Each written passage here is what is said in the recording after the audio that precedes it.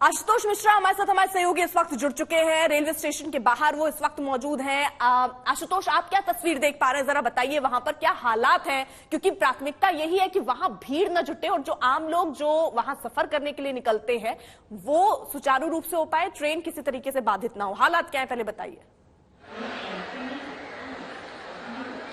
नई दिल्ली में अगर प्रदर्शन की बात करें, ऐसी कोई तस्वीर नहीं है। चारों तरफ से सुरक्षा के बंदोबस्त हैं, आरपीएफ के कमांडो हैं।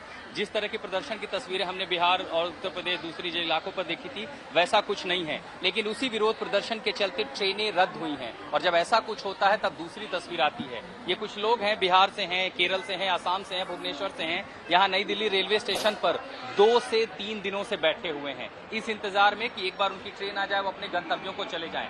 इतने पैसे भी इन गरीबों के पास नहीं है कि वो यहाँ जहाँ दिल्ली एनसीआर में रहते थे अपने घर चले जाएं, या आप छोटे छोटे बच्चों को लेकर के यहाँ बैठे हैं, समय बीत चुका है तो अब खाना कैसे खिलाएं।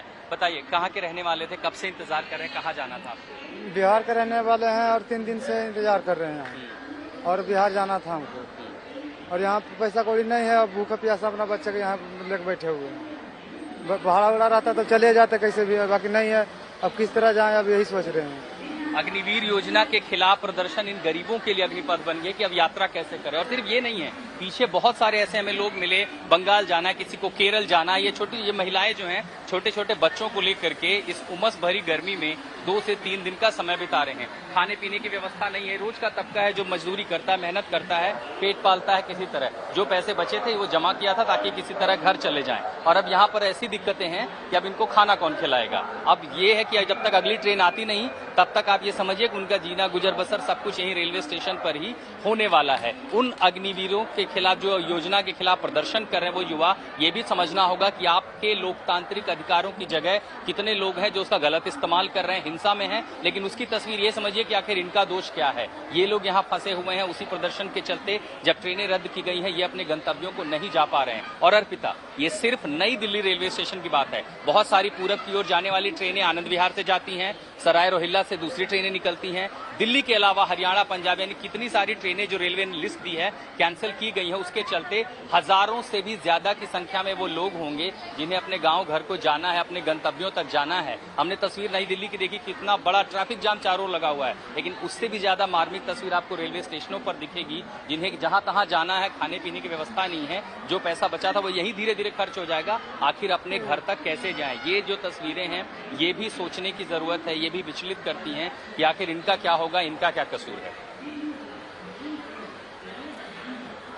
बिल्कुल आशुतोष, ये तस्वीरें आप दिखा रहे थे, यानी वो लोग जो सफर करने के लिए निकले, क्योंकि बिहार में हमने तस्वीरें देखी, वहां पर जो बोगियां हैं उनको किस तरीके से आपके हवाले किया गया, जिसकी वजह से जो यातायात है वो रेलवे का वो बहुत ज्यादा वहां बाधित हुआ, रूट डाइवर्ट करने पड़े हैं। और स्थितियां कुछ ऐसी हो गई कि अब 3-3 दिन से लोगों को, दिल्ली रेलवे स्टेशन की तस्वीर आशुतोष ने दिखाई, 3-3 दिन से लोग इंतजार कर रहे हैं। उनको पता नहीं है कि वो कब जा पाएंगे, उनको अगली ट्रेन कब मिलेगी, और वहीं प्लेटफॉर्म पर बसेरा जमाकर, डेरा लगाकर बैठे हुए हैं वो लोग। आशुतोष, आप रहिएगा, नजर बनाए रखिए। लेकिन देखिए, इस बीच जहां एक तरफ वो परेशानी जो रेलवे स्टेशन पर हम आपको दिखा रहे थे, दूसरी तरफ कुछ और परेशानियों की ही तस्वीर हम आपको दिखा रहे हैं, जहां गुरुग्राम में जबरदस्त जाम जैसे हालात हैं। और ये जाम जैसे हालात क्यों हैं?